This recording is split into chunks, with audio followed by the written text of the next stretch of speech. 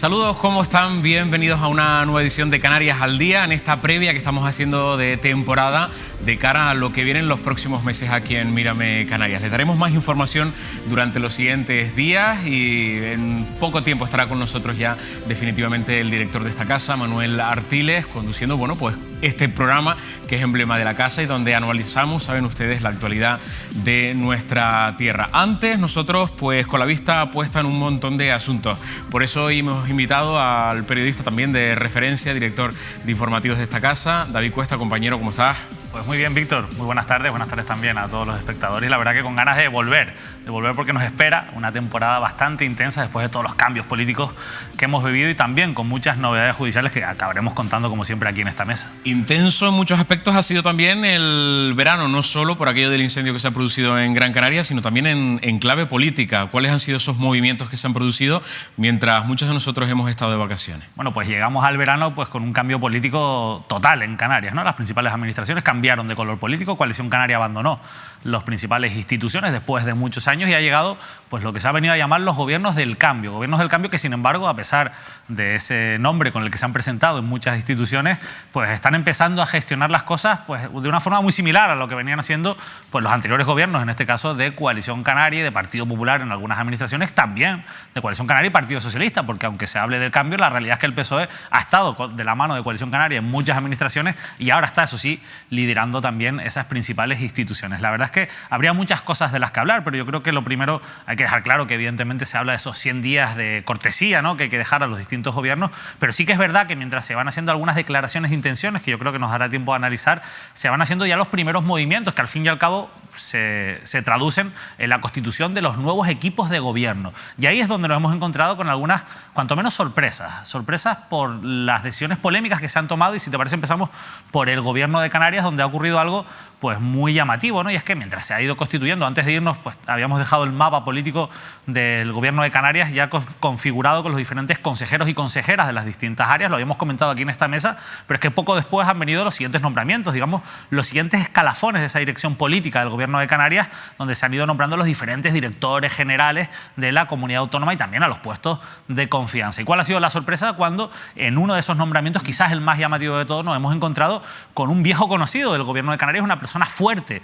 del gobierno de Paulino Ribero, del ejecutivo que gobernó en Canarias entre los años 2007 y 2015, que no es otro que la figura de Martín Marrero, el que fuera viceconsejero de comunicación del gobierno de Canarias, insisto, mano derecha de Paulino Ribero y portavoz de aquel gobierno, que ha vuelto, regresa al Ejecutivo Autonómico y lo hace de la mano de Román Rodríguez, el actual vicepresidente y consejero de Hacienda, que lo ha colocado como director del gabinete de la vicepresidencia. Algo que llama mucho la atención porque al fin y al cabo Martín Marrero, insisto, es un hombre de Coalición Canaria, un hombre cercano a la figura de Paulino Ribero y que sin embargo vuelve en una puerta giratoria muy llamativa porque en estos 4 años en los que no ha formado parte del gobierno, Martín Marrero no ha estado alejado de la primera plana de la actualidad porque, entre otras cosas, ha sido colocado por Miguel Ángel Ramírez, el presidente de la Unión Deportiva Las Palmas, en uno de sus grupos, en una de sus empresas fuertes, el Grupo Ralons. De ahí, del Ejecutivo Autonómico al Grupo Ralons, y del Grupo Ralons de nuevo al gobierno autonómico. ¿Y cuál es la explicación de que Nueva Canarias haya optado por la figura de Martín Marrero para volver? Porque en este caso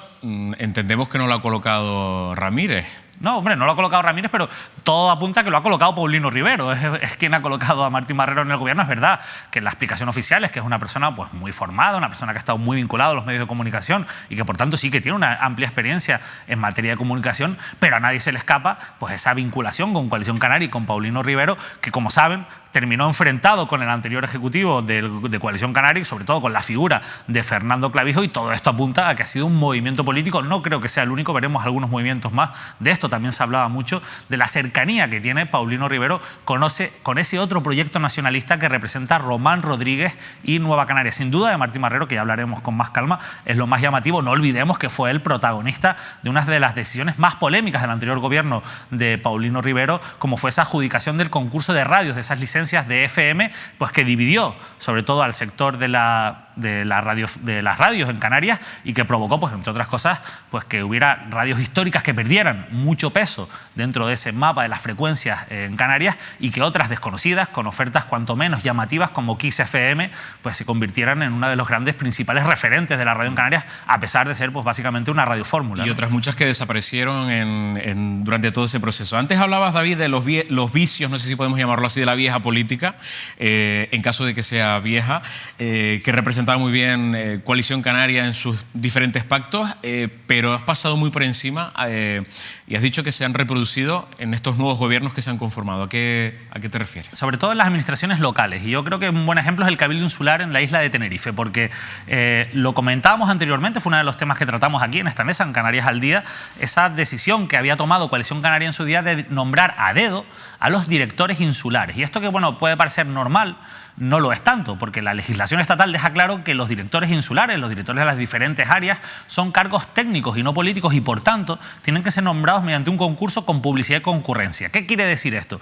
Pues que no se puede nombrar a dedo a estas personas, sino que tiene que haber un concurso al que se puedan presentar quien quiera, o sea, quien tenga capacidad y cumpla los requisitos se pueda presentar, y hay una elección dentro de esa publicidad en la que se elija al más cualificado. Sin embargo, esto Coalición Canaria lo había desechado por completo. De hecho, fue Coalición Canaria, o con el gobierno de Coalición Canaria en el Cabildo, cuando se creó un reglamento para burlar esa ley nacional. ¿Qué ocurre? Que a los que han llegado ahora, que es el Partido Socialista, con los dos consejeros, ya no de Ciudadanos, ahora también hablaremos de lo que ha ocurrido con esa expulsión, lo que han hecho es, lejos de cambiar esta dinámica que venía haciendo Coalición Canaria, oye, sacar a concurso esas plazas de directores insulares para intentar buscar el perfil más cualificado, se ha colocado a gente por empatía, por simpatía política.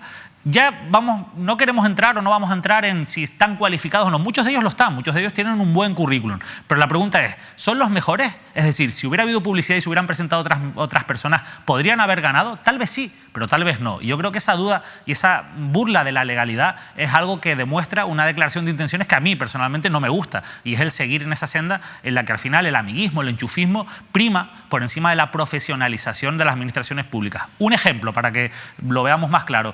En el caso de Ciudadanos, de la lista de Ciudadanos que encabezaba Enrique Arriaga, recordemos que sacaron 2 consejeros. Bueno, pues entre los directores insulares han sido nombrados el número 3, el número 4, el número 5 y el número 16 de esa lista de Ciudadanos, de esas personas que iban en la lista electoral y que han sido premiadas, insisto, sin entrar en si están más o menos cualificados, han sido premiados a dedo con un puesto en una dirección insular en el Cabildo de Tenerife. Y encima lo hace Enrique Arriaga, que me corregirá si me equivoco, pero estuvo aquí en Mírame Televisión precisamente en una entrevista que tú le hacías en Canarias al Día, criticando esa senda de la que hablabas de colocar a gente de tu lista o afín al partido como directores insulares o en otros muchos puestos del área, ¿no? Sí, la verdad es que eso era muy llamativo. Hay que recordar que hay una serie de puestos que son lo que se llama personal eventual, donde no hay requisitos y la ley permite que se nombren a dedo, pero no es el caso, insisto, de los directores insulares que ejercen, por tanto, funciones directivas. Tal es así que, por ejemplo, en otros cabildos insulares donde se han producido estos nombramientos a dedo de directores insulares,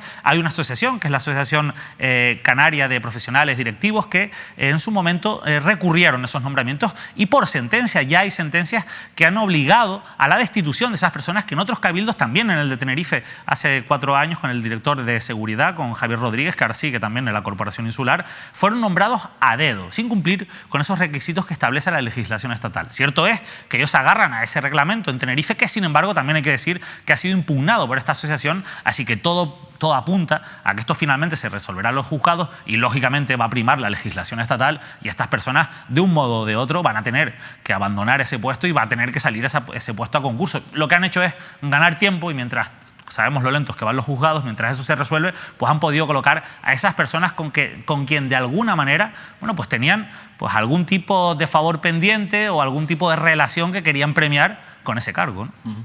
Bueno, seguimos hablando de Ciudadanos porque en Canarias ya parecía que todo apuntaba a que iba a sufrir una fragmentación, ¿no? La formación naranja, y finalmente así ha sido, y las cosas pues están bastante delicadas. De hecho, se han producido ya definitivamente, se han confirmado esas expulsiones en el Ayuntamiento de Santa Cruz de Tenerife, también en el Cabildo, pero en sí la formación, el partido, no pasa por su mejor momento las islas. No pasa por sus mejores momentos. La verdad es que la decisión del partido de expulsar a las personas, tanto los dos concejales en el Ayuntamiento de Santa Cruz como los dos consejeros que desobedecieron las órdenes de no pactar o de no hacer alcaldesa Patricia Hernández y presidente por medio de una moción de censura a Pedro Martín, bueno, pues ha conllevado que muchos militantes en desacuerdo con esa decisión de la dirección nacional del partido, pues hayan decidido dar un paso a un lado. Y se han ido muchos militantes de Ciudadanos, la verdad que sobre todo personas destacadas que llevaban muchos años trabajando por la marca de Ciudadanos. Eso no quita para que, siendo verdad esto,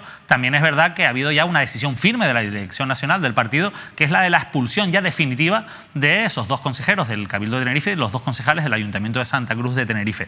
¿Esto qué supone? Bueno, pues de entrada que con la ley en la mano se han considerado ya, se puede llamar con todas las letras, tránsfugas a estas personas. Legalmente ya lo son tránsfugas. Otra cosa es que estemos más o menos de acuerdo en si realmente se puede condenar lo que ellos hicieron o no. Recuerden que en su defensa ellos aseguran que es que, claro, a ellos les prometieron una cosa cuando se presentaron con el logo de Ciudadanos, prometieron una serie de cuestiones en campaña y a última hora pues el partido pues les prohibió llevar a cabo eso que habían prometido, que al final pasaba básicamente por acabar con Coalición Canaria y regenerar políticamente las administraciones públicas. Claro que aquí entramos en otro terreno y es el, bueno, pues a lo mejor estas personas llegados a ese punto de disconformidad con lo que decía su partido, pues a lo mejor lo que tenían que haber hecho era dar un paso a un lado o abandonar su acta, en este caso de concejal o de consejeros del Cabildo Insular, o quedarse en la oposición, apoyar a Patricia Hernández y a Pedro Martín, pero no entrar en el gobierno, porque al final sí que es verdad que ahora se abre la duda de, oye, bueno, pues estas personas al final son tránsfugas, porque así ha quedado acreditado una vez que han sido expulsados, y además su intención es seguir cobrando de lo público, seguir cobrando en un cargo público. ¿Qué ocurre? Que aquí entra otro debate jurídico muy importante y es, ¿pueden seguir cobrando con la ley que establece la ley autonómica y la ley nacional? Bueno, pues con la ley autonómica que aprobó en su momento el consejero Paco Espínola, no pueden, no deberían poder seguir cobrando en los cargos que ocupan. ¿Qué ocurre? Que ellos han decidido recurrir judicialmente esa expulsión. Y ahí es donde entra el debate jurídico, porque aquí en esta misma mesa también Matilde Zambudio, la primera teniente de alcaldesa del Ayuntamiento de Santa Cruz de Tenerife, aseguró que, según ella, que ella es jurista, ella es abogada, que considera que ellos, mientras se resuelve ese recurso que se ha presentado, ellos pueden seguir cobrando.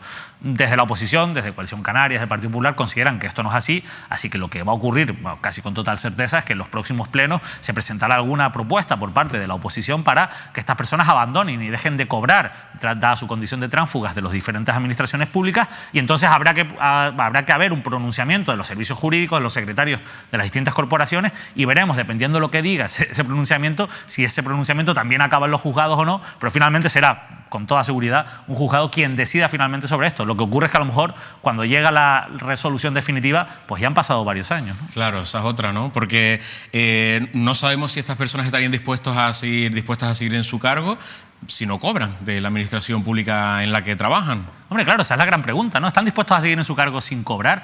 Lo que han demostrado hasta ahora es que no, lo que han demostrado hasta ahora es que quieren cobrar, porque, insisto, siempre ha cabido esa posibilidad de ocupar un cargo sin cobrar, pero ellos han decidido que sí que quieren cobrar. Todos estamos de acuerdo en que un político que se dedica a la gestión pública tiene que cobrar, pero también es verdad que en esta situación legal, pues cuanto menos se abre una duda bastante importante sobre si legalmente pueden cobrar ese sueldo una vez que, insisto, ya han sido declarados tránsfugas oficialmente al ser expulsados, ¿no? Bueno, las cosas están revueltas no solo en Ciudadanos, también en otros partidos políticos. Hablamos siempre en clave canaria, también en el Partido Popular, con la marcha, por un lado, a Asier Antona y también por el abandono de la vida política, lo ha dicho él mismo, de Lope Afonso, que hasta el momento, bueno, hasta hace nada era alcalde de Puerto de la Cruz y que también tenía pues importancia dentro del organigrama del partido aquí en las islas. Sí, no, ese nuevo mapa político que se ha dibujado en Canarias, con esos pactos progresistas, digamos, que han acabado con los gobiernos de coalición canaria principalmente y de su socio preferente, que había sido pues el Partido Popular históricamente, aunque también, insisto, en algunas ocasiones el Partido Socialista, han tenido consecuencias en la oposición y era lógico, ¿no? Llama la atención, empezando por el Partido Popular, que ya que lo nombras, llama la atención que Asier Antona, que ha sido un líder que ha conseguido en un momento de horas muy bajas del Partido Popular, con el peor resultado a nivel nacional de su historia y con una situación muy complicada, mejorar el resultado de hace 4 años. A pesar de eso, le ha costado la cabeza a Asier Antona de la presidencia del Partido Popular de Canarias, y esto se debe a que la posición de Asier Antona no era propicia a un pacto con Coalición Canaria. Yo creo que la estrategia de Asier Antona pasaba por estar 4 años en la oposición, una vez que no se había llegado a ese acuerdo de gobierno, en la que significarse como la primera fuerza política de la oposición e intentar, pues poco a poco, con sus propios problemas internos ir debilitando aún más a Coalición Canaria, de quien hablaremos también ahora a continuación. ¿Qué ocurre? Que en Madrid la Dirección Nacional del Partido Popular ha decidido que su estrategia no puede ser esa, a pesar de que evidentemente Coalición Canaria y PP pues combaten o están en un mismo lugar ideológico y combaten por el mismo voto. La realidad es que en Madrid han dicho no, nosotros necesitamos, por nosotros mismos no vamos a gobernar en Canarias, nosotros no queremos pactar con el PSOE y necesitamos un aliado fuerte en Canarias, que ellos han elegido que sea Coalición Canaria. Y eso hacía imposible que fuera la figura de Asier Antona el presidente en Canarias y por tanto lo han castigado. Fíjense ustedes en qué consisten los castigos en estos partidos, que es colocarlo en el Senado pues con un sueldo bastante suculento, con unas dietas bastante importantes. Y con una tranquilidad política que nada tiene que ver con el puesto que hasta ahora ha tenido en Canarias al frente del Partido Popular. Sin duda, con una tranquilidad política importante. Y después ha llegado otra crisis interna que ha agravado más esta situación, que es la situación judicial de Lope Afonso. Ya contábamos en su momento, contamos aquí ese caso Mercadillos, ¿no?, por el que finalmente ha sido condenado por un delito de prevaricación. En primera instancia cabe recurso, y así lo ha anunciado que lo va a hacer contra esa sentencia del Juzgado de lo Penal número 2 de Santa Cruz de Tenerife, en la que, bueno, pues por autorizar una serie de mercadillos, 2 en concreto,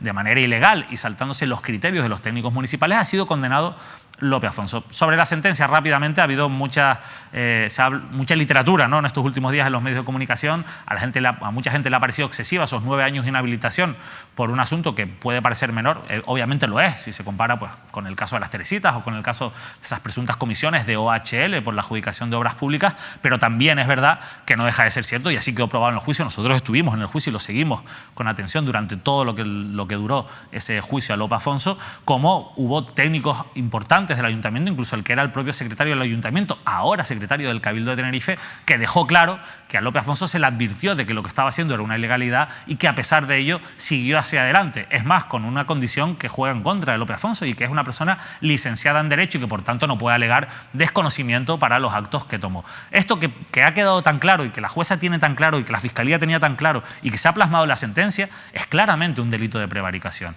Y aquí no había ningún atenuante que pudiera rebajar la pena. Por tanto, la verdad es que para cualquier jurista la sentencia está bien dictada en aplicación de la argumentación que hace o de la interpretación que hace de los hechos. Otra cosa es que ahora en apelación otro tribunal, como es la Audiencia Provincial, diga que aquello, bueno, pues realmente no fue así y no se interpretó bien esos hechos. Pero insisto que no nos tenemos que alarmar, porque la sentencia es justa en tanto en cuanto ha sido bien argumentada y bien hilada, en este caso por la jueza del Juzgado Penal número 2. Un dato importante: Lope Afonso ha sido muy hábil en esas horas posteriores al conocimiento de la sentencia, cuando ha dimitido de todos sus cargos. Hay que dejar claro que Lope Afonso con esta sentencia estaba obligado a abandonar su acta de consejero del Cabildo de Tenerife. Ya lo hemos contado aquí en otros casos, como el de la exalcaldesa de Santa Úrsula, Milagros Pérez, en la que con una sentencia, aunque no sea firme de primera instancia, un político condenado no puede seguir ocupando ese puesto. Lo que ha hecho Lope Afonso a mí me parece bastante elegante por su parte y sobre todo inteligente, es decir, bueno, antes de que me echen, antes de que aquí llegue la oposición o el gobierno y presente una propuesta al Pleno y se apruebe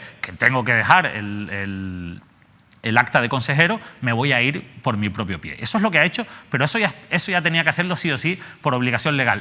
A lo que no estaba obligado es abandonar su puesto de coordinador general del Partido Popular en Canarias, que, insisto, al final, bueno, ha respondido a una estrategia, a mí me parece, por otra parte, elegante y responsable por parte de Lope Afonso. Estaba yo pensando en los castigos, David, porque decías antes que Asier Antona, por no haber conseguido pactar con Coalición Canaria y formar gobierno en las islas, lo habían llevado al Senado como castigo, pero sin embargo a Lope Afonso, que está involucrado en este caso, lo convirtieron en candidato tanto en el Puerto de la Cruz como en el Cabildo de Tenerife, además de ser coordinador en el archipiélago también de la formación del Partido Popular. Eso fue un error. Curioso, ¿no? Un error de cálculo. La verdad es que a mí me parece un error del Partido Popular, sabiendo que el juicio iba a salir ya. De hecho, estaba señalado desde antes de las elecciones, para 2 semanas después de las elecciones. Era un riesgo muy alto que estaban corriendo con una fiscalía que estaba acusando y pidiendo esa pena de 9 años de inhabilitación, que finalmente se ha aplicado tal cual como pedía la fiscalía. Yo creo que fue un error de cálculo, porque al final esto ha generado pues unas consecuencias políticas que ya hemos visto. Recordemos que Lope Afonso llegó a firmar un pacto de gobierno con Carlos Alonso en el Cabildo de Tenerife antes de esa moción de censura, de hecho 74 horas antes de esa moción de censura,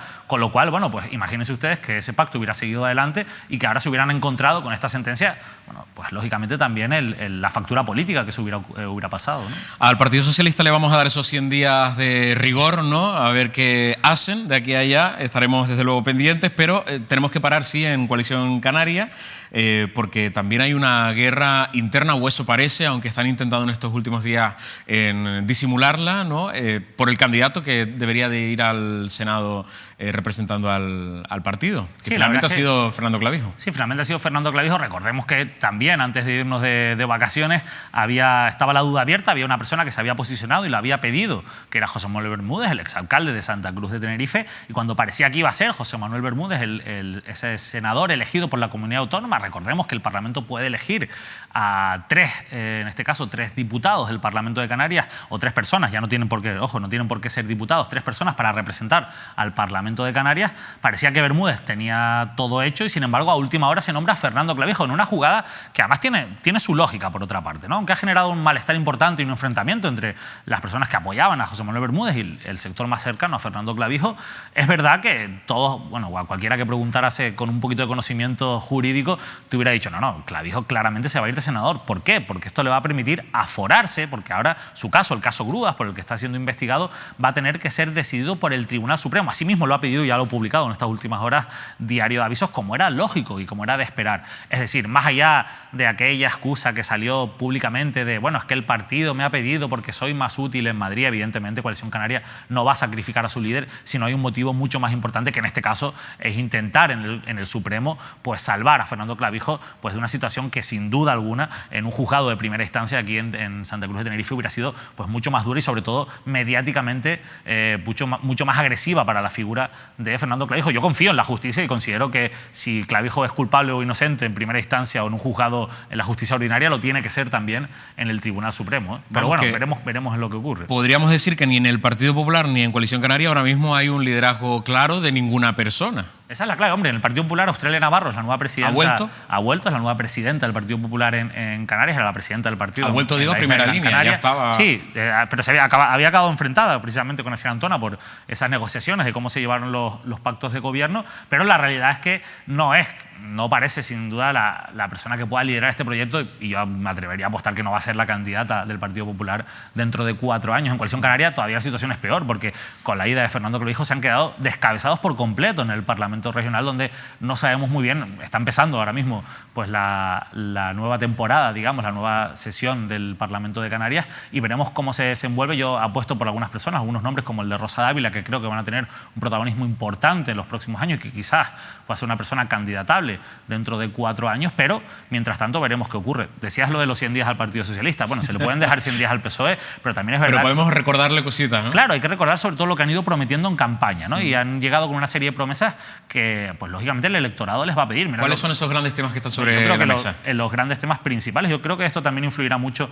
lo que haga el PSOE a nivel nacional. Y ya hemos visto que a Pedro Sánchez no le ha temblado el pulso en traicionar todo lo que había prometido en campaña y a su militancia para intentar no cerrar una coalición con Podemos y buscar un gobierno en solitario más cercano a Ciudadanos. En Canarias no nos extrañemos si también hay un cambio de rumbo de lo que hizo el Partido Socialista. Hay quizás 3 grandes temas. Uno de ellos, sin duda, es esa renta básica universal, digamos, de pagar 600 euros a todas las personas que no tengan pues ningún tipo de ingreso económico en Canarias, es decir, que todo el mundo pueda tener como mínimo un sueldo de 600 euros. Esto lo que genera sobre todo es una renta de 600 euros, esto lo que genera sobre todo es la duda de cómo se va a pagar ese dinero, ¿no? Las últimas declaraciones del consejero de Hacienda, que es el máximo responsable, aunque sea una política social, es Román Rodríguez, y él ha dicho que en 2020 cree que se puede empezar ya a poner en marcha esta renta básica. Porque ya existía la PSI en Canarias. Claro, existía la PSI, e incluso Coalición Canaria, lejos de criticar esta medida, lo que ha venido a decir es que ellos ya con la nueva ley de servicios sociales habían previsto ya la posibilidad de una renta universal, aunque es verdad que nadie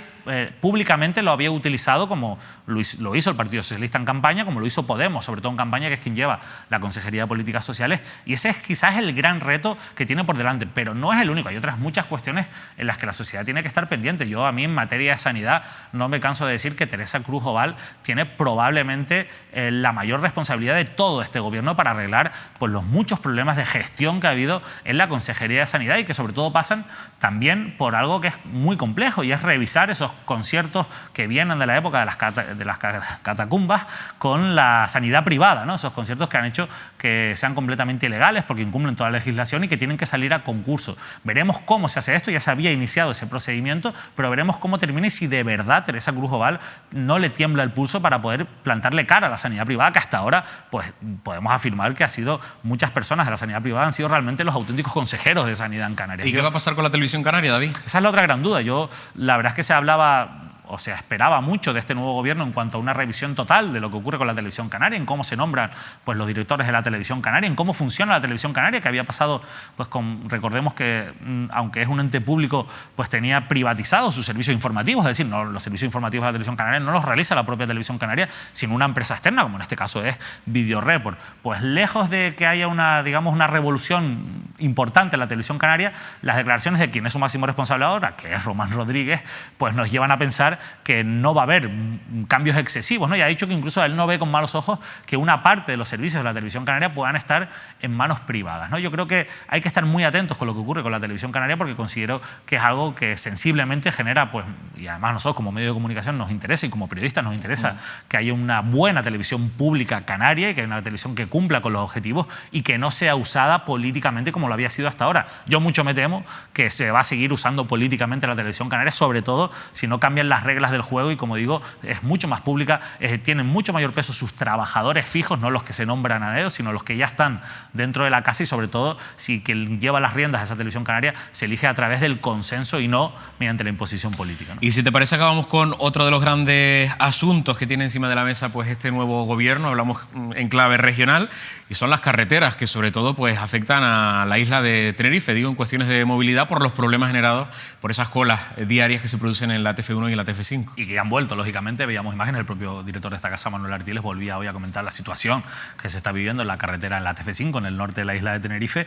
Esto es un problema complejo, lógicamente esto no se va a resolver de un día para otro, y quien es responsable, esto hay que dejarlo claro, es el gobierno de Canarias. ¿Qué ocurre? Que evidentemente el Cabildo Insular tiene mucho que decir, a lo mejor no competencialmente, pero sí como defensor, en este caso, de los intereses de la isla de Tenerife. Claro, Carlos Alonso durante el pasado jugó un juego muy arriesgado, que era el de exponerse como el posible salvador de este problema, cuando realmente no tenía las competencias para ello, y de ahí que le cayera la que le cayó, ¿no? Las críticas que recibió por su gestión y demás. Es verdad que el Cabildo ha propuesto una serie de soluciones que hasta ahora no convencen a las partes. Veremos por qué opta este gobierno regional. Hay varias cuestiones sobre la mesa, desde ese bypass que estaba pensado, que en su momento se planteó y que parece esa circunvalación, digamos, en la zona de los rodeos, que parece una solución que puede ser técnicamente muy interesante, hasta ese tercer carril, ese busbao, que en cualquier caso lo que demuestran es que o van en la línea de intentar solucionar también con más carretera y con más cemento un problema que se ha generado precisamente por eso, ¿no? Por una mala planificación a la hora de diseñar la movilidad de la isla de Tenerife. Yo creo que también tenemos que cambiar la cultura del uso del coche, tenemos que cambiar las posibilidades y sobre todo fomentar también el uso del transporte público, pero para eso la gente tiene que sentir que no coger el coche le es rentable también, no solo económicamente, sino en lo que a tiempo se refiere, ¿no? Y eso ahora mismo pues realmente no se da las circunstancias para eso. Bueno, David, hemos dado pistas de en qué va a consistir o asuntos que vamos a tratar próximamente en las tertulias que se acercan y en toda la programación de Mírame Canarias. Eso será, insisto, en unos días con Manuel Artiles al frente.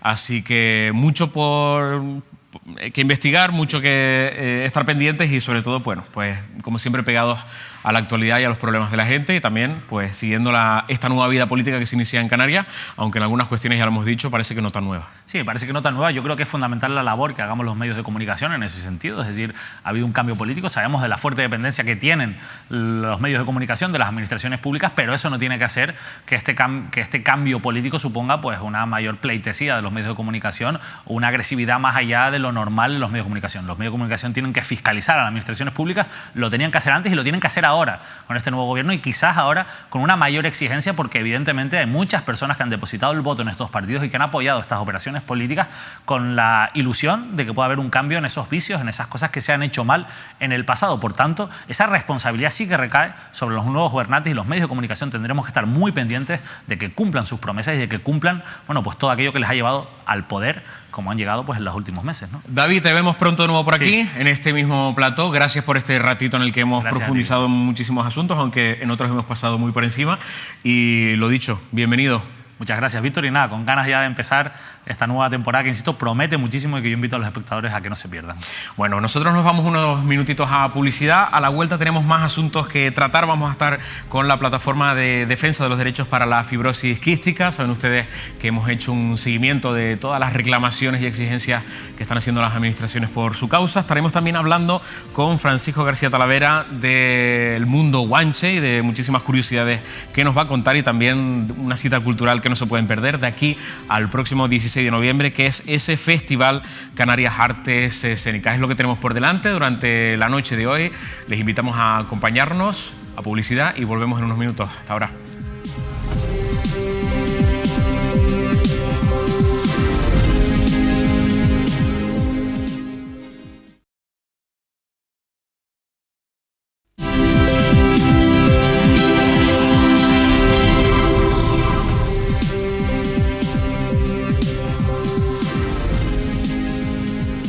Seguimos en tiempo de entrevista aquí en Canarias al Día.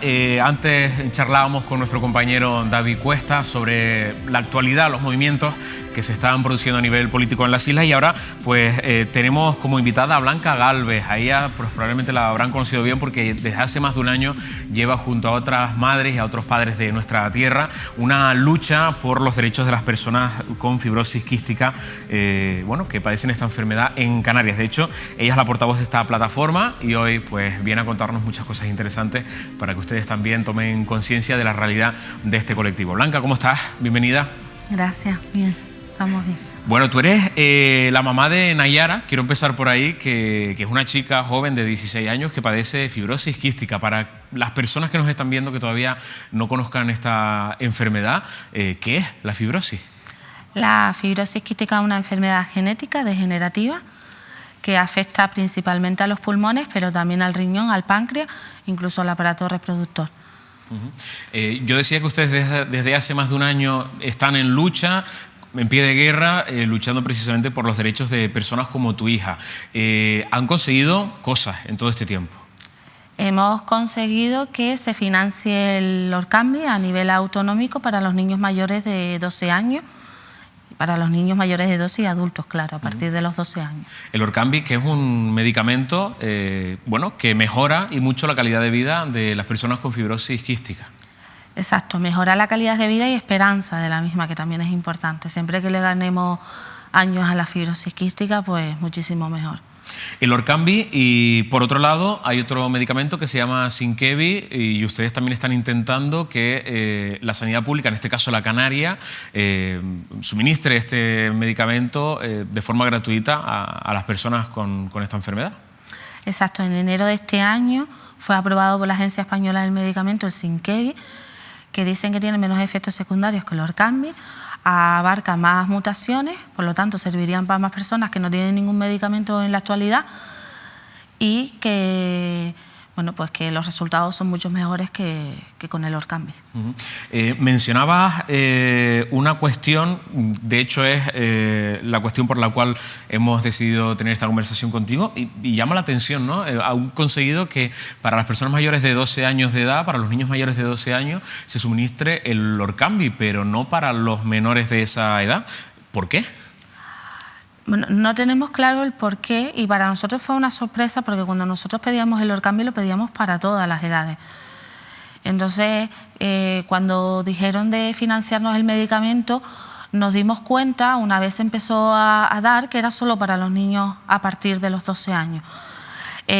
Creo que era porque decían más o menos que no se querían arriesgar a dar el medicamento a niños tan pequeños, porque es un medicamento que todavía no es muy conocido y que no se está dando en toda España. ¿Pero esto tiene un fundamento, digamos, científico? Hombre, ¿Pasa en otras partes del planeta? Yo creo que no, porque en otros países sí que se da, y además que ya está aprobado por la Agencia Española del Medicamento, por lo tanto quiere decir que es un medicamento seguro, por lo tanto no debería de correr ningún riesgo. Entonces, ¿la explicación cuál es? ¿Una excusa para no proporcionarlo a...? Supongo que sí. A menos personas, ¿entendemos? Entendemos que sí, no sabemos cuál ha sido el motivo. Sea como sea, ustedes lo que están intentando es que eso se corrija y también las personas, los menores de entre 6 y 11 años, disfruten también de ese fármaco. Claro, porque aparte de que nos parece un poco discriminatorio que dentro de la misma comunidad, o sea, si ya lo es, que solo una comunidad autónoma lo tenga y no el resto, que dentro de la propia comunidad autónoma de Canarias unos están recibiendo el medicamento y otras personas no. Orkambi y Sinkevi, ¿cómo mejora la vida de las personas que sufren fibrosis quística estos dos fármacos? Estos medicamentos lo que hacen es hacer que el moco que ellos tienen, que es muy espeso, pues lo licúe más y puedan expulsarlo mejor. Esa es básicamente la función, ¿no? Sí. Ustedes también están intentando que en la sanidad canaria se creen unidades específicas de fibrosis quística para que atiendan de forma personalizada a personas como tu hija. Exacto, que además esto no sería algo pionero, ya que existen muchas comunidades autónomas, que mi hija, que tiene 16 años, llevo 16 años escuchando a los neumólogos pedir una unidad de fibrosis quística, que son muchos años ya, y es necesario para que los niños sean atendidos en una zona donde no puedan contagiarse de algún otro germen o virus o cualquier otra cosa, y para que les atiendan todos los médicos a la misma vez y no tengan que estar faltando a clase, y en el caso de los niños, pues los padres somos quienes los llevamos, pues que no tengamos que estar faltando a nuestro trabajo continuamente, claro. O sea que en Canarias somos pioneros en suministrar estos medicamentos de forma gratuita, pero sin embargo en los hospitales no existe una unidad para atender específicamente a estas personas, que en caso de que finalmente se llevara a cabo, entiendo que sería en los dos grandes hospitales de Canarias, ¿no? Exacto, sería uno aquí en Tenerife, una unidad de fibrosis quística, y otra unidad en Gran Canaria. Y bueno, pues sí, se ve que sí, que somos pioneros en los medicamentos, cosa que agradecemos, claro, pero en las unidades de fibrosis quística, después de mucha lucha, muchos años, muchísima gente, sigue sin lograrse que la hagan. Estamos hablando de un cálculo que tienen ustedes de más de 130 personas afectadas en Canarias. Sí, pues precisamente se le preguntó al anterior consejero Baltar y la respuesta fue que habían 131 personas con fibrosis quística en toda Canarias. ¿Han conseguido reunirse ya con la nueva consejera de Sanidad, que por cierto la mencionábamos antes por los muchos asuntos que va a tener a partir de ahora encima de la mesa con este nuevo gobierno, de Teresa Cruz Oval? Nos reunimos con ella hace apenas, el 30 de agosto creo que fue. Nos pareció positiva la reunión porque ella fue la que presentó la PNL en el Parlamento, pidiendo el Orkambi, la unidad de fibrosis quística y el grado de discapacidad. Por lo tanto, ya sabía... Entiendo que hay una sensibilidad, ¿no? Sensibilidad, sí. Y bueno, nos dijo que hablaría con el Servicio Canario de la Salud en un principio para pedir los informes a los hospitales de todos los niños que puedan tomar el Orkambi de 6 a 11 y de los niños y adultos para tomar el Sinkevi. De momento no sabemos si esto se está haciendo, estamos intentando concretar una cita con la persona responsable de programas asistenciales del Servicio Canario de la Salud y ver si ya están trabajando en ello. Hay una tercera pata en la que ustedes están insistiendo, y es que hay muchos pacientes que no disfrutan de un grado de reconocimiento de la discapacidad y ustedes piden que sea hasta del 33%. ¿En qué consiste un poco la petición que ustedes están haciendo en las administraciones? Sabemos que esto es muy complicado, pero nosotros lo que queremos es que todas las personas con fibrosis quística, una vez diagnosticadas, se les dé el reconocimiento de un 33%, que es el mínimo. Y luego ya, pues a cada persona se le dé el que se considere apropiado, depende de cómo la persona esté. Pero lo que no vemos bien es que tenemos a un chico adulto de 18 años que ha ido otra vez al tribunal médico al cumplir la mayoría de edad y se le haya retirado el grado de discapacidad. ¿Por qué? Pues no lo sabemos. Porque sigue teniendo fibrosis quística, la enfermedad es degenerativa, siempre va a ir a peor, nunca mejor. Por lo tanto, para nosotros es que no logramos entender y encontrar una explicación el por qué se le quita el grado de discapacidad a estas personas. O incluso que hayan niños que no los tengan, cuando en cambio otros sí. Vamos, que son muchas las peticiones, bueno, no son tantas, son 3 básicamente, ¿no? Que se administre el Orkambi a menores de entre 6 y 11 años, la creación de las unidades específicas en los hospitales y también, bueno, pues el reconocimiento de ese grado de discapacidad que nos decías que hay incluso personas que una vez cumplida la mayoría de edad les han retirado esa discapacidad cuando se enfrentan en ese momento al mercado laboral, ¿no? Que es cuando quizás Cuando más peor lo necesitan precisamente de ese reconocimiento. Blanca, muchas gracias por haber estado con nosotros durante este ratito y a seguir, bueno, pues como han hecho durante este año y medio largo, entiendo, de lucha incansable también con la complicidad de los medios de comunicación, a los que nos han abierto también los ojos ante una realidad pues que en muchos casos desconocíamos totalmente y que tú, por el caso que vives en tu familia, vives muy de cerca, desde luego. Muchas gracias a ustedes por la oportunidad, porque los medios de comunicación han sido muy importantes en nuestro logro, porque soy quien nos da voz y quien nos hace llegar a la gente.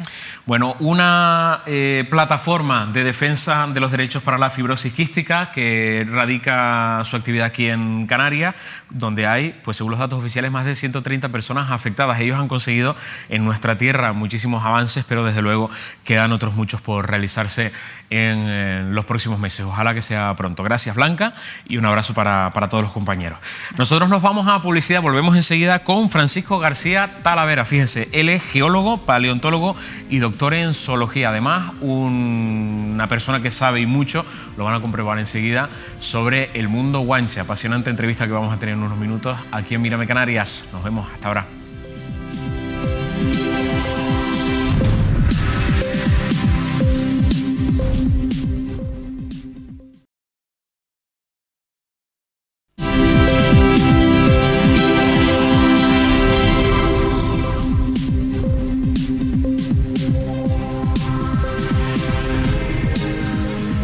Les seguimos acompañando, en este caso con Francisco García Talavera. Les decía antes que es geólogo, paleontólogo y doctor en zoología en las dos primeras especialidades por la Universidad de La Laguna, en la tercera, sino que me corrija él, por la Universidad Complutense de Madrid. Francisco, ¿qué tal? Bienvenido. Bien hallado. Lo digo bien, ¿no? Es un placer, sí. Sí. Bueno, además, áreas que no tienen mucho que ver a priori unas con otras, ¿no? Bueno, sí tiene que ver, porque cuando estudié la carrera de geología, hice los 2 últimos años la especialidad de paleontología. Ya la paleontología en sí está a caballo entre la biología y la geología, porque estudia los fósiles. Entonces, en un fósil es tan importante estudiar lo que es el animal, los animales del pasado o los vegetales, pero también los estratos en los que aparece, y para eso tienes que saber geología también y la edad que tienen y todo eso. Vamos, que al final es una combinación perfecta, ¿no? Sí, sí. Y después ya la tesis ya la hice en zoología, porque una especialidad importante, porque dentro de la paleontología lo que más me animaba a mí es el estudio de los moluscos fósiles. Y entonces, pues, hice la zoología más que nada en el tema de los moluscos marinos de aquí, de la zona de Canarias y de Madeira, de la Macaronesia en general, ¿no? Bueno, Francisco, nosotros habíamos prometido a los espectadores que íbamos a hablar y mucho del mundo guanche y de algunas curiosidades, pero además nos has traído una exclusiva, puedo decirlo así, ¿no? Sí. Una primicia, por lo menos, que es este libro que acaba de salir literalmente del horno, porque se lo acaba de entregar la editorial. Son 69 apellidos canarios, es el nombre del libro, Linajes Guanches en América. El autor lo tenemos aquí con nosotros, Francisco García Talavera, y lo podremos conseguir muy pronto en las librerías de Canarias. Apasionante el tema de los apellidos canarios y de las diferencias que se pueden producir dependiendo de la isla e incluso de la zona en la que vivamos. Exactamente. Allí ese libro pues comprende los apellidos que diríamos genuinamente canarios, ¿no? Tenemos en primer lugar los de origen guanche, ¿no? Que en este caso he escogido 7, aunque hay algunos más, pero 7 que son Baute, Bencomo, Chinea, que es un apellido guanche de La Gomera, el único que es de La Gomera, Guanche, el apellido Guanche, Tacoronte, Orama y Tenerife, que no está, curiosamente, el apellido Tenerife no está en Canarias, pero está en Baleares. Hay unos pocos, hay como unos 40 personas en Baleares, y eso viene de que si fueron unos esclavos de aquí, de la isla de Tenerife, fueron vendidos en el mercado de Ibiza, en el siglo XV. Francisco, y si yo me apellido Baute, que no es el caso, ¿eso me garantiza que mis antepasados eran aborígenes canarios al 100%? Sí, al 100%, que tiene genes del linaje guanche, o sea, eso es seguro, ¿no? Pero sin embargo también podemos tener antepasados guanches, aborígenes, teniendo apellidos que a priori parecen castellanos, o que lo son, por supuesto. Pero han sido adquiridos por... Por supuesto, muchísimo, ¿no? Que todo eso nos engaña, ¿no? Y nos lleva a pensar como a desechar la idea de que después de la conquista apenas quedaron guanches, y es todo lo contrario. Quedaron en mayoría con respecto a los conquistadores que se quedaron, que fueron muy pocos, y los colonizadores que vinieron después, que eran portugueses, castellanos, quizás más portugueses que castellanos, que esa es otra cosa que la gente no sabe mucho, ¿no? Pero de ahí tanto apellido portugués como hay aquí. Hay más de 130 apellidos portugueses, muchos de ellos están castellanizados, ¿no? Y el Hernández, por ejemplo, el Hernández es un apellido muy común aquí, y casi todos tienen origen guanche, porque sobre todo a los de linaje así real, diríamos, no, tanto los guanartemes, los de la familia noble de Gran Canaria, que vinieron a la conquista de aquí, como los de los Menceyes, todas las familias de los Menceyes de aquí también, los bautizaban casi todos con el apellido Hernández, curiosamente, ¿no? Entonces hay una gran... El apellido Hernández, para que te hagas una idea, el apellido Hernández, aquí hay unos 155.000 personas apellidadas Hernández, fíjate, en Canarias. 155.000. Sí, sí. Y sin embargo, en Madrid hay unos 75.000 y en Barcelona menos todavía. O sea, que hay más Hernández en Canarias que en Madrid y Barcelona juntos. Y eso ya te dice, porque Madrid es como un compendio de España. De toda España, de ¿no? toda España, exactamente. Una muestra. Una muestra. Y Madrid, que tiene 6, y la provincia, ¿no? Lo que es la comunidad, 6,5 millones, algo así. Y Barcelona, pues unos 4, lo que es la provincia de Barcelona, no Cataluña. O sea que eso nos da una idea del apellido Hernández, que después pasó, que esa es otra. En ese libro hablo del salto de los canarios a América, ¿no? Esos apellidos están mucho más, son más abundantes en todos los países americanos con presencia canaria que aquí mismo en Canarias, ¿no? Francisco, ¿y cómo podemos saber todo esto? ¿Cómo se constata? Porque, claro, yo toda la vida he entendido que sobre el mundo aborigen y lo que pasó inmediatamente después, poco se sabe porque poco se escribió. Sin embargo, tú me estás hablando con una claridad y con una certeza que a mí me sorprende. Sí, yo prefiero, bueno, yo procuro utilizar el método científico siempre. Yo prefiero, que nombraste a aborígenes, yo prefiero nombrar los guanches, desechar ya un poquito lo de aborigen, porque hasta mediados del siglo pasado todo el mundo, tanto a nivel popular, aquí en Canarias, como fuera de Canarias, ¿no? En España, y a nivel científico, cuando se hablaban de los antiguos canarios, decían los guanches. Y ya se ha ido perdiendo, ¿no? Entonces, porque se dice que eran los guanches únicamente de Tenerife, pero en realidad... eso no está claro, porque hay en Gran Canaria, por ejemplo, la necrópolis más diríamos, más paradigmática, la mejor necrópolis que hay ahí se llama la Guancha en Galdar. Después tenemos también un caserío de terror, se llama Guanchía. El velero que suele ganar muchas veces en la vela latina, en las regatas de vela latina, se llama el Pueblo Guanche. Después hay un equipo de lucha canaria en Aruca, se llama los Guanches de Aruca. Y después topónimos en el sur de Gran Canaria, la punta de los guanches, el lomo de los guanches, no sé qué. O sea, quiere decir... Y eso en todas las islas. Pues fíjate que yo lo estaba haciendo por prudencia y me has desmontado mi prudencia en un momentito. Bueno.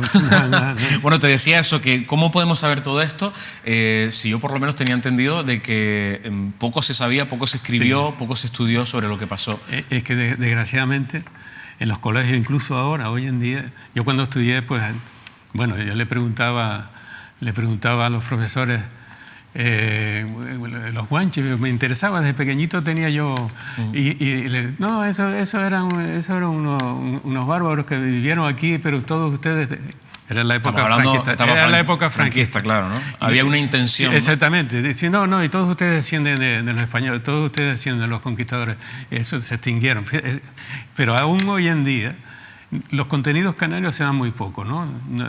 desgraciadamente todavía no ha cuajado eso, ¿no? A nivel escolar e incluso a nivel ya universitario. Entonces es una pena, pero bueno, poco a poco se están divulgando, están apareciendo ya unos estudios que están corroborando muchas cosas y están viendo que se está viendo que nos han contado una historia muy sesgada y desde el punto de vista del conquistador y no desde el punto de vista del conquistador, que eran los guanches, ¿no? Bueno, pues de eso trata también esta entrevista, ¿no? De ayudar a la divulgación de todos esos nuevos conocimientos que estamos precisamente averiguando. Hablabas tú de que hay una presencia de apellidos muy importante de origen guanche en Canarias y que eran mayoría después de la conquista, contrario a la idea que podemos tener. ¿De qué porcentaje hablamos, más o menos? Bueno, esto se ha comprobado en las últimas décadas por los estudios de genética molecular, ¿no? Por estudios sobre todo del ADN mitocondrial, que es el mejor sistema para comparar la genética de poblaciones.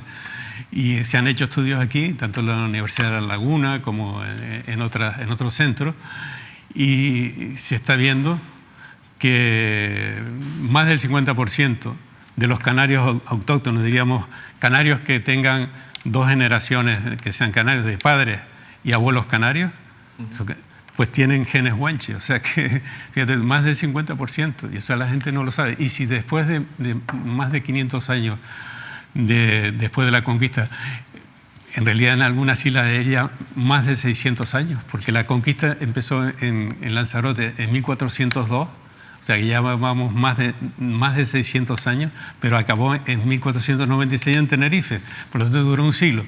Si después de tanto tiempo, de más de 5 o 6 siglos, sigue estando estos porcentajes de más del 50%, no cabe duda que ahora los canarios somos un pueblo mestizo, los canarios, diríamos aquí, autóctonos, ¿no? Porque también llamamos canarios, y se nombra ahora como residente canario, a personas que han venido, pero que viven aquí con nosotros y que se han adaptado y que son canarios más, ¿no? Pero yo me refiero, ya hablando genéticamente, pues... A los que llevan varias generaciones exactamente, habitando pues esta eso tierra, ¿no? Yo no sé si a ti te pasa cuando hablas de estos asuntos que la gente como que no se lo toma muy en serio, Francisco, como que hay cierto complejo todavía, quizás pues heredado de eso que decías tú, de que en un momento de nuestra historia se hablaba de esto de una manera pues... Bueno, después de la conquista y durante la conquista la represión fue brutal, ¿no? A los guanches en poco menos de un siglo los aculturizaron totalmente, y por eso, claro, y como incluso era una raza, eran de origen bereber, que eso es otra de las cosas que ya está más que constatado, que vinieron del norte de África, eran libios, antiguos libios bereberes, ¿no? Que está clarísimo que eran de origen norteafricano y que por lo tanto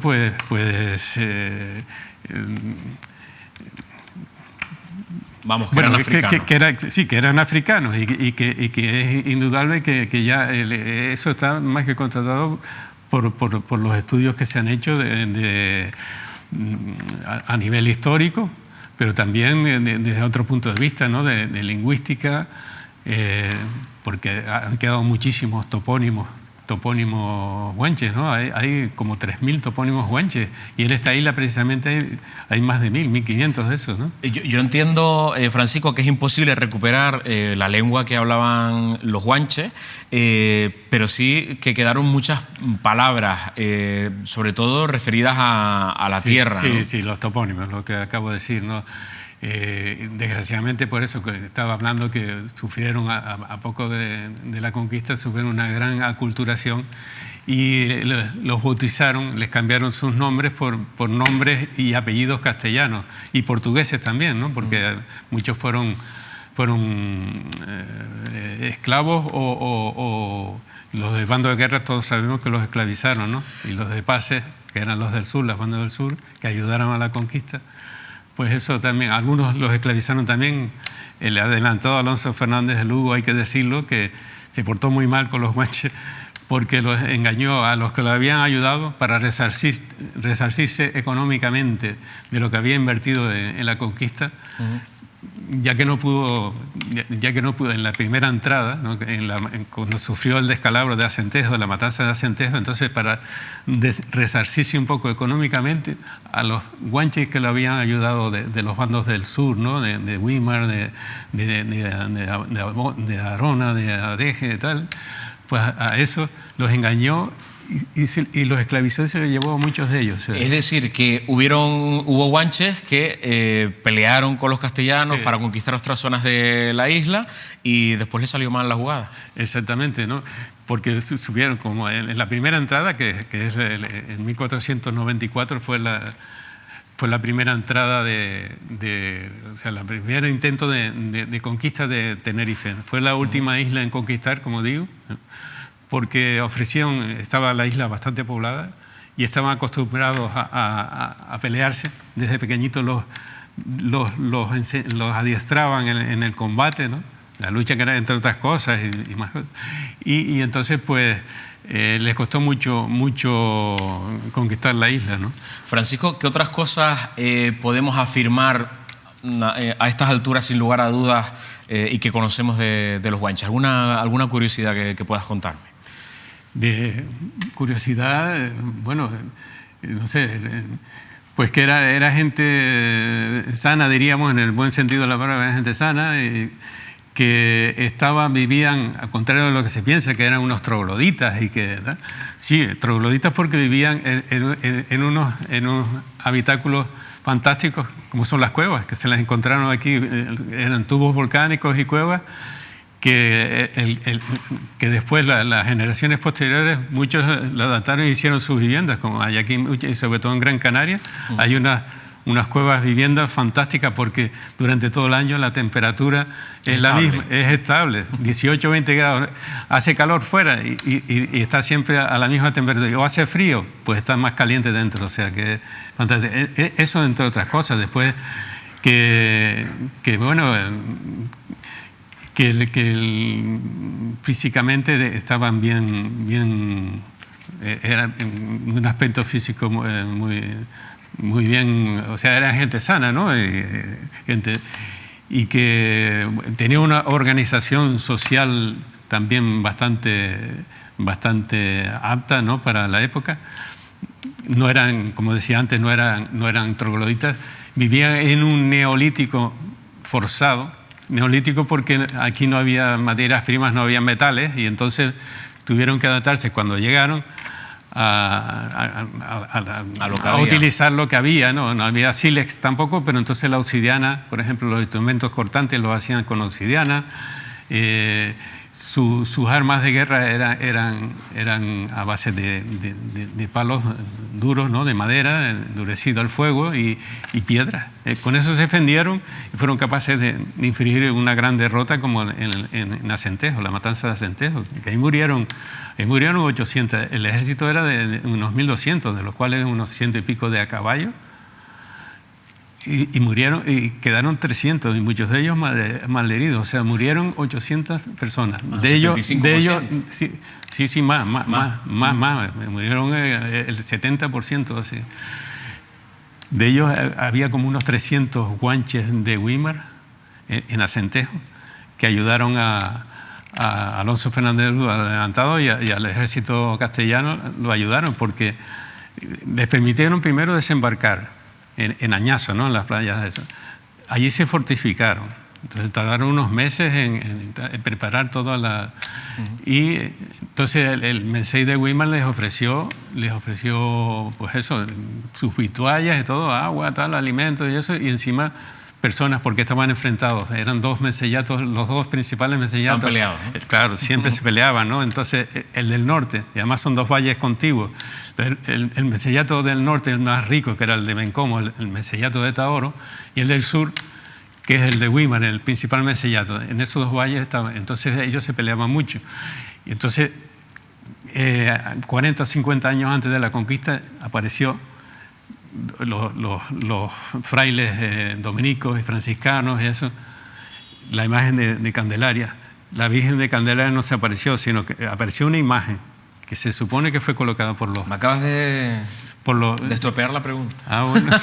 Bueno, pues sí, porque precisamente te quería hacer una pregunta. Yo creo que un tanto complicada para que muchas personas puedan comprender el significado de una aparición que no es tal, sino... Ya eso entramos un poquito en el tema que puede herir susceptibilidades, ¿no? Las presiones religiosas y eso. Yo soy muy respetuoso con eso, pero hay que decir la verdad, ¿no? Y entonces está constatado que tanto la Virgen de Candelaria fue una imagen que seguramente pues colocarían algunos de los modelos en la playa, en un pedestal o lo que sea. Claro, los guanches se quedaron un poquito... Porque ellos tenían... La religión de los guanches también era más o menos monoteísta. Y entonces, pues fue fácil la sincronización. La sincronización, sí. El engranaje. El engranaje entre las dos religiones, ¿no? Y en la Virgen del Pino, también en Gran Canaria, en Teror, pues además aprovecharon ahí en este caso un pino sagrado. Los guanches, bereberes, porque también esto ocurre en el continente, ¿no? Los bereberes, sobre todo los antiguos, pues adoraban para ellos eran sagrados algunos árboles muy, muy grandes, de un porte grande, o roques, etcétera, montañas así muy prominentes. Y ese. Entonces, en el pino, había un pino muy grande en lo que es Teror, un pino enorme que incluso tenía entre sus ramas más gruesas, había dragos. Fíjate, para tener dragos también encima de eso. Y entonces era un pino sagrado para ellos. Y entonces ahí es donde colocaron la imagen también los frailes y tal. Colocaron con la intención de la imagen de que además está cristianizar, entiendo, ¿no? Para cristianizar, aborigen. claro. O sea, es la manera de entrar, ¿no? Cuando llegaron los conquistadores a Tenerife, cuando llegó Alonso Fernández de Lugo, la mitad, por eso lo ayudaron, la mitad de la isla estaba ya cristianizada, porque ya todo esto fue un proceso de 40 o 50 años antes de la conquista, ¿no? Por eso ocurrió, le fue más fácil entrar en Tenerife, ¿no? Bueno, pues Francisco, gracias por habernos acompañado. Tenemos que vernos una próxima vez porque sí, bueno, son temas hay mucho de lo que hablar. Son temas que dan mucho que... Yo no quería terminar la entrevista sin preguntarte por un reconocimiento que hemos tenido los canarios precisamente por la buena conservación del patrimonio. Digo en Gran Canaria, con ese reconocimiento de Patrimonio Mundial de Risco Caído en las Montañas Sagradas. Risco Caído. ¿Se conserva lo suficiente en Canarias por parte de las administraciones en todas las islas? Pues no, desgraciadamente. Desgraciadamente hay unas islas que sí, que se lo han tomado muy en serio. ¿Cuáles? Los cabildos, los ayuntamientos, pues por ejemplo, Gran Canaria, La Palma, y también otras islas como el caso de Fuerteventura, pues se está haciendo algo también. Pero hay otras que están muy abandonadas. El patrimonio arqueológico, Tenerife, sobre todo Tenerife. No hay es una pena que ahora mismo no hay ni un solo parque arqueológico en Tenerife, cuando que en Gran Canaria hay varios, ¿no? Muchísimos. Entre ellos está la Cueva Pintada de Gáldara, ¿no? que es un modelo, pero hay otros más. Entre ellos Cenobio de Valerón, ¿no? Entre ellos Cenobio de Valerón, Guayadeque, después esto del Risco Caído, hay muchos, ¿no? Ventaiga, etcétera, ¿no? Sin embargo, aquí no hay ni uno solo. O sea, eso ya te demuestra que ha habido un abandono. El patrimonio cultural aquí siempre se ha considerado como patrimonio histórico, histórico, cultural, y entonces siempre se ha protegido más el patrimonio, diríamos, religioso. En caso de... hay un dinero, pues es para restaurar la ermita de no sé qué, tal, pero el patrimonio arqueológico, que es el más irreparable, diríamos, porque entra una pala mecánica en una estación de grabados rupestres, lo destruye y eso no es irrecuperable ya. Sin embargo, el techo de una ermita que se cae tal, lo cambian, lo restauran y vuelve otra vez a... Esa es la principal diferencia. Esa es la diferencia, ¿no? Bueno, pues Francisco García Talavera tiene, si les ha interesado esta conversación, muchos libros en el mercado, lo pueden encontrar fácilmente, pero nosotros tenemos, les decía antes, esto en en primicia, que es un libro que acaba de salir de la editorial. Yo creo que este es el primer ejemplar, ¿no? Sí, que tenemos en nuestras manos. Será presentado ahora los primeros días de octubre. Sí. Bueno, pues 69 apellidos canarios, linajes guanches en América, para acercarse aún más a estos asuntos sobre nuestra historia, la de todos los canarios, que falta nos hace descubrir un poco más de nosotros mismos, ¿no, Francisco? Sí. Muchísimas gracias, nos vemos pronto. Gracias, ha sido un placer. A ustedes, emplazarles hasta dentro de un ratito, porque tenemos más invitados con nosotros. Vamos a hablar de el Festival Canarias Artes Escénicas 2019, que llega un año más a 4 islas del archipiélago, y vamos a hablar con su director, que es Juan José Afonso, de las propuestas en clave artística y cultural que se están promoviendo. Muy interesante, lo vamos a conocer a continuación.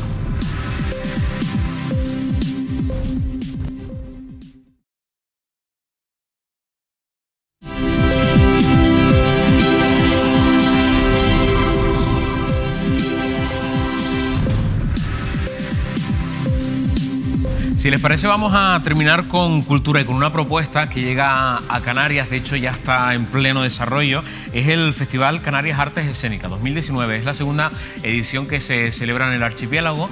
Va a visitar 4 islas de nuestra tierra, y tenemos con nosotros pues al director que está haciendo también posible todo este evento, que es Juan José Afonso. Juan José, ¿cómo estás? Bienvenido. Muchas gracias. Bueno, tenemos el Canarias Artes Escénicas de nuevo por nuestra tierra. Todo un lujo, porque la propuesta que ustedes están planteando es bastante interesante. ¿Qué es lo que proponen? En primer lugar, es un festival que está patrocinado por la Caixa y la Fundación Caja Canarias. Es un festival de una iniciativa privada y que quiere implantarse en todas las islas. Del año pasado ya fue en La Palma, en Tenerife y Fuerteventura, y este año se incorpora a Lanzarote, y esperemos que progresivamente se vayan incorporando el resto de islas. Es una pequeña muestra de lo que se hace en el mundo en las artes escénicas hoy, aquellos espectáculos que han tenido un recorrido ya largo, dilatado, probada solvencia artística, y es para que el público de Canarias, de todas las islas, se acerque a estas propuestas que, si no, son difícilmente la posibilidad de traerlas a las islas es bastante difícil. Es decir, que Caja Canarias y la Caixa, lo voy a decir así, un regalo, ¿no?, que hacen a esta tierra de lo mejor que se está moviendo por el mundo en cuanto a artes escénicas, o por ejemplo una parte representativa de lo que se está haciendo a nivel mundial, y que llega una vez al año para el disfrute de la gente de esta tierra, ¿no? Exactamente, ¿Y esa es la propuesta. ¿Qué tipo de cosas vamos a poder ver, por ejemplo, este mismo fin de semana en Santa Cruz de Tenerife, cuando ya sale definitivamente la calle? Bueno, el festival tiene varios apartados. Uno es el apartado de encuentros con personalidades de las artes escénicas. Esos encuentros los hacemos en el local de Caja Canarias. El primero fue Emilio Gutiérrez Cava el pasado jueves, y este jueves tendremos a Javier Gurruchaga y a Mario Gas. Son personalidades de la escena a las que se le puede preguntar. El público va a participar, todo lo referente a su carrera artística, y además en donde vamos a ahondar en hacia dónde va el teatro, hacia dónde van las artes escénicas en general en el futuro, también con una visión histórica, porque son personas que en los últimos años, en los últimos 30 años, han sido muy representativas en este país de lo que significa la creación artística en artes escénicas, ¿no? Después presentamos una compañía belga que es un auténtico suceso. Es un hecho que rara vez podemos ver en las islas, porque económicamente es muy difícil de traer.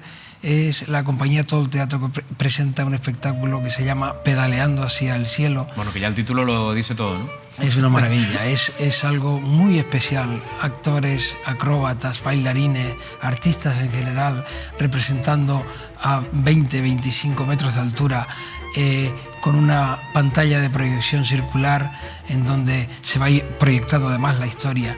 Pedalean hacia el cielo porque nos llevan en un sueño real, nos llevan hacia un mundo onírico, un mundo de verdad divino, de música, de estética, de vestuario, de movimiento, de arte. en fin, de arte en general, ¿no? Es decir, que este sábado vamos a tocar las estrellas, ¿no? Esto va a ser en el muelle, en Santa Esto va a Cruz de ser Tenerife. en el muelle de Santa Cruz de Tenerife.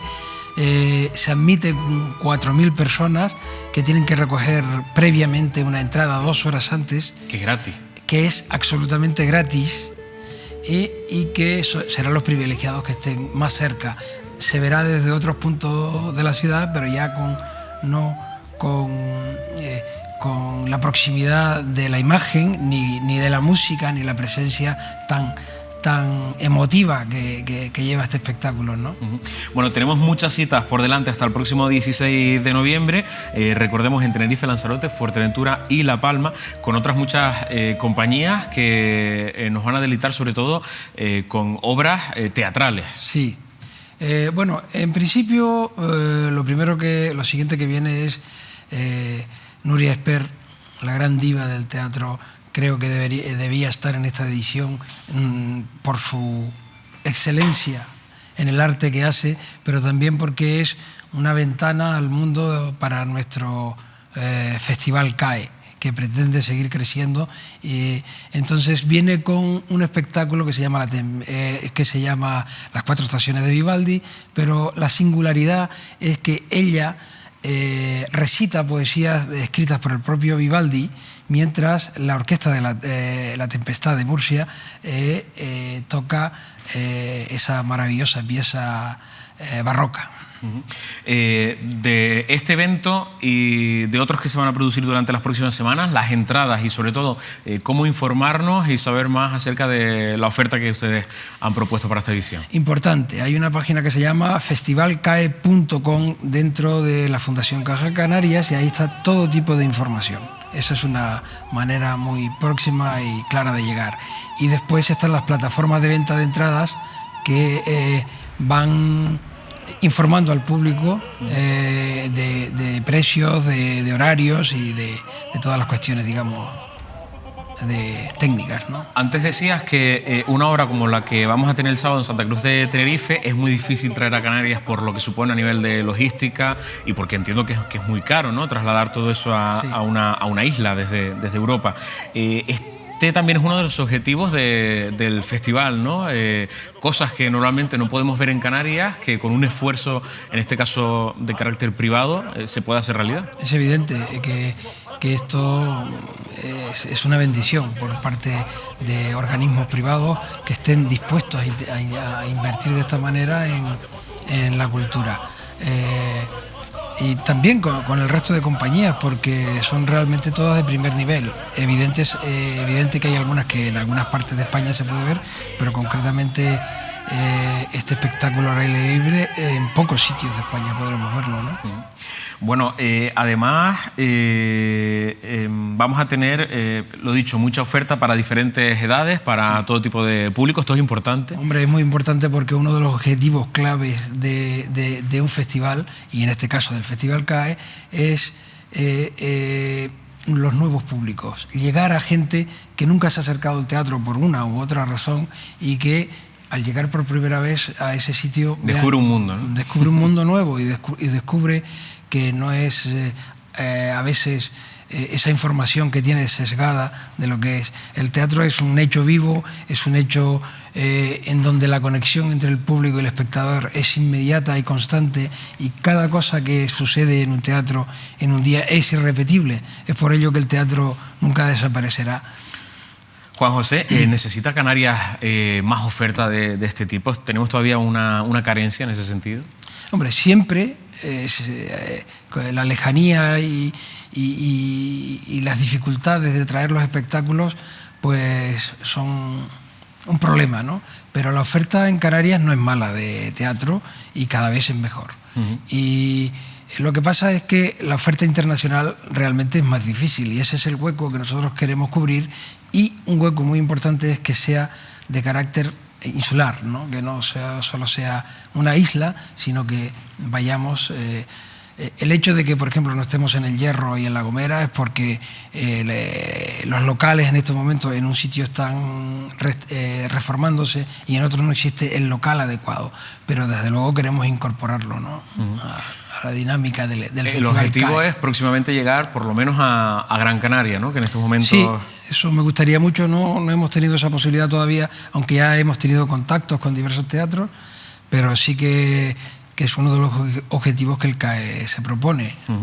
Bueno, pues una iniciativa, recuerden, que ya está en marcha y que va a seguir haciéndolo hasta el próximo 16 de noviembre en 4 islas del archipiélago. Por cierto, me decías antes que te gustaría también agradecer la labor que están haciendo muchos ayuntamientos que se han implicado con esto, ¿no? Claro, la parte técnica del festival y el propio teatro lo aportan los ayuntamientos concretamente, o los cabildos, en el caso de Fuerteventura, Lanzarote, y en el caso de La Laguna y Santa Cruz de Tenerife. No me gustaría terminar sin decir que tenemos una propuesta muy interesante para gente joven que se llama El Pollo Rojo, que es el espectáculo premiado en el último festival de Aviñón, una compañía argentina que mezcla el teatro, la danza, la acrobacia y el sexo en un espectáculo que desde luego es inolvidable y que no va a dejar a nadie indiferente. Lo has vendido muy bien. divertido.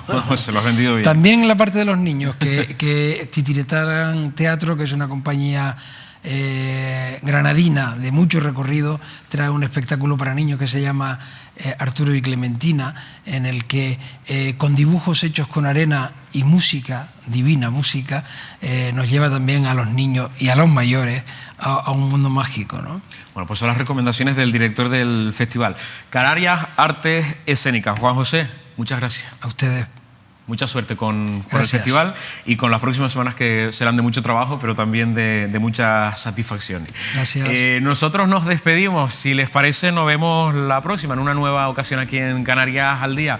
Muchas gracias por acompañarnos en este ratito de televisión, donde hemos tenido pues un montón de invitados y de buenas historias. Lo dicho, hasta la próxima. Un abrazo.